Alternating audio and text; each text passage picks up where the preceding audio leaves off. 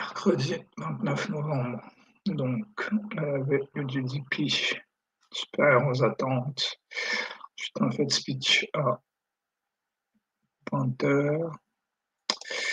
Ensemble du calendrier de la semaine.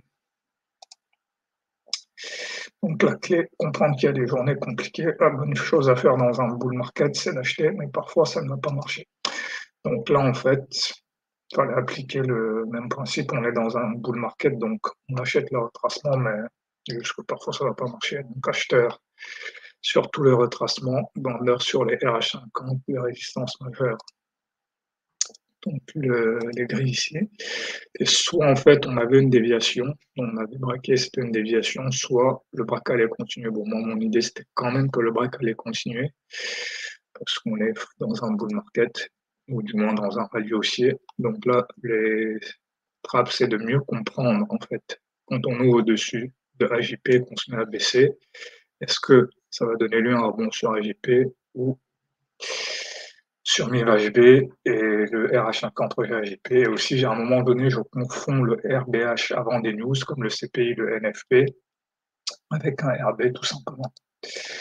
Donc ici, là on ouvre ici, donc ici j'achète, parce qu'on est dans un contexte de hausse le prix, donc là, pas de problème. On continue à acheter ici, et ici on se retourne. Donc en fait, c'est là que se pose la question, à ce moment-là, c'est est-ce que on va aller chercher IHB où on est dans ces cas-là où on va s'arrêter sur AJP. Il semble que ça se produit plutôt à l'approche des news, en fait. À l'approche des news, c'est là où ça a le plus de chances de se produire.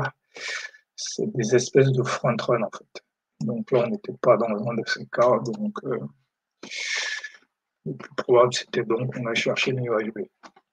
Voilà les conclusions. Donc ici, voilà, c'est là où je me dis est-ce que je vends ou pas, j'avoue que j'aurais dû vendre. Ici, j'aurais dû vendre ni bouger, voilà, parce que mon R de 1 était là sur mes vagues, donc ici, j'aurais dû vendre ni bouger. Bon, je vends full bouger. Et du coup, je n'arrive pas jusqu'à mon R de 1. Donc voilà.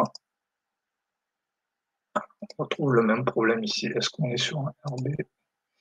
Donc là, rebond du VHB, donc là, c'est le moment de ma pause, donc je ne traite pas. Mais si j'avais tradé, j'aurais dû acheter ici, rajouter ici pour au moins un retest de la zone des retracements de 50%.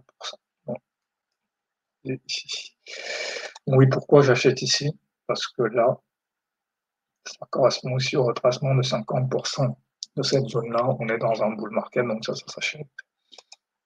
Et donc voilà, arrivé ici, je vends, rejet à JP. Ici, je me pose la question, c'est là où je m'embrouille en fait, je me dis, est-ce qu'on va pas avoir un RBH? Mais là, il n'y a pas de news, il n'y a pas de CPI, NFP, FOMC, donc pas de raison d'avoir un RBH ni des earnings. Donc là, j'aurais juste dû vendre. Voilà, ici aussi, mais bon, ça arrive. Et donc là, on revient ici. Bon, en fait, la difficulté ici, c'est on est dans un bull market, donc acheter c'est une bonne idée, mais là, c'était la journée où ici, il fallait vendre. Donc, on était plus dans ces cas-là, de RB retest RH50. Donc voilà les cas où ça se forme. Effectivement, la clé c'était la news. En fait. Vu qu'il n'y avait pas de news à l'approche, le plus probable quand ça commence à baisser, c'est un RB. Voilà.